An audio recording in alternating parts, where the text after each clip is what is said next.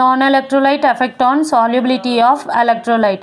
మనం తీసుకున్న ఎలక్ట్రోలైట్స్ యొక్క సాల్యుబిలిటీ అనేది నాన్ ఎలక్ట్రోలైట్స్ అనేవి యాడ్ చేసేటప్పుడు మనకి సాల్యుబిలిటీ ఇంక్రీజ్ అవుతుందా లేదా డిక్రీజ్ అవుతుందా అంటే బయట నుంచి మనం ఎలక్ట్రోలైట్ సొల్యూషన్కి నాన్ ఎలక్ట్రోలైట్స్ అనేవి యాడ్ చేస్తున్నాం.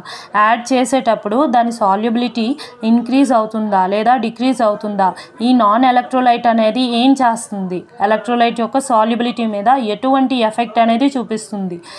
First of all non electrolyte అంటే ఏంటి, దానికి డిసోసియేషన్ అనేది అసలు ఉండదు, అంటే అయాన్స్ కింద అది సపరేట్ అవ్వలేదు.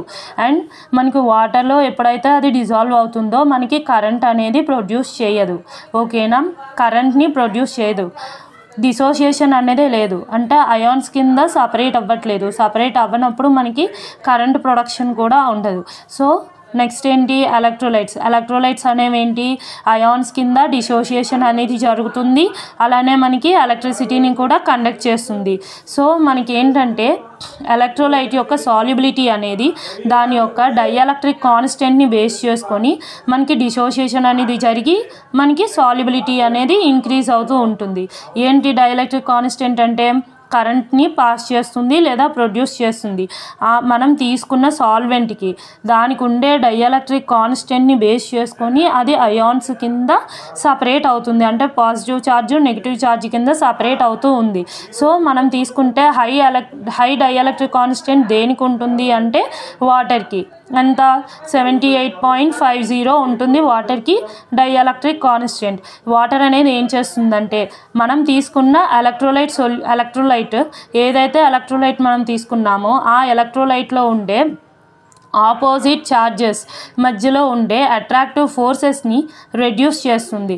రెడ్యూస్ చేసేటప్పుడు ఏంటి, అవి అయాన్స్ కింద డిసోషియేట్ అవుతున్నాయి, అయాన్స్ కింద సపరేట్ అవుతున్నాయి. ఎందుకు, అయాన్స్ మధ్యన ఉండే అట్రాక్టివ్ ఫోర్సెస్ని మనం యాడ్ చేసిన వాటర్ అనేది డిక్రీజ్ చేస్తుంది. డిక్రీజ్ చేసేటప్పుడు అవి అయాన్స్ కింద సపరేట్ అయిపోతాయి. సపరేట్ అయిపోయినప్పుడు ఏంటి, మనకి సాల్యుబిలిటీ అనేది ఇంక్రీజ్ అవుతుంది. ఎందులోని, ఎలక్ట్రోలైట్స్లోకి మనం వాటర్ అనేది యాడ్ చేసేటప్పుడు.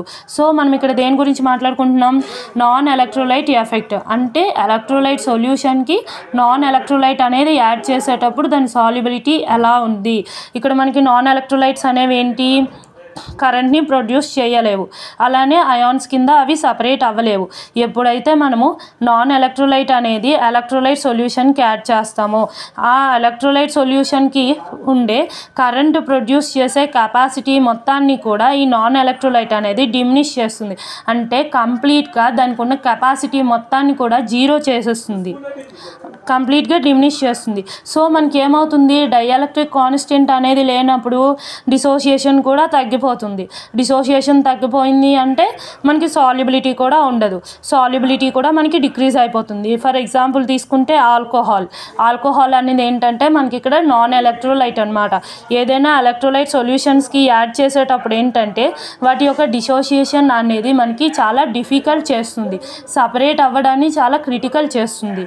ఓకేనా, ఇదేంటి, ఎలక్ట్రోలైట్ సొల్యూషన్కి మనము ఏదైనా ఒక నాన్ ఎలక్ట్రోలైట్ అనేది యాడ్ చేసేటప్పుడు దాని సాల్యుబిలిటీ ఎలా ఉంటుంది, సాల్యుబిలిటీని నాన్ ఎలక్ట్రోలైట్ అనేది ఎలా ఎఫెక్ట్ చేస్తుంది ఎలక్ట్రోలైట్ సొల్యూషన్లో.